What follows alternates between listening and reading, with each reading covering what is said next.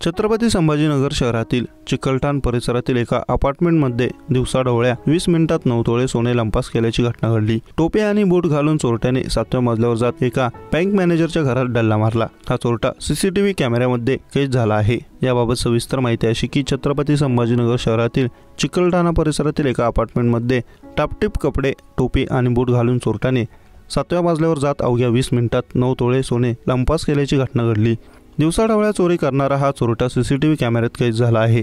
एका खासगी बँकेत असलेल्या बँक मॅनेजरच्या घरात ही चोरी झाली। या सोसायटीला स्वतंत्र सुरक्षा रक्षक आहे, मात्र अनोळखी व्यक्ती थेट लिफ्टमधून 7व्या मजल्यापर्यंत पोहोचला आणि प्रवेश केल्यापासून पुढच्या 20 मिनिटात त्याने हा डल्ला मारला। कुटुंबातील सर्व सदस्य हे खासगी नोकरी असल्याने तिघे नेहमीप्रमाणे नोकरी गेले, मात्र सायंकाळी घरी परतल्यावर हा सगळा प्रकार त्यांच्या लक्षात आला। दरम्यान हे संपूर्ण प्रकरणी MIDC सिडको पोलीस ठाण्यात गुन्हा दाखल करण्यात आला आहे। पोलीस या प्रकरणाचा अधिक तपास करतायत।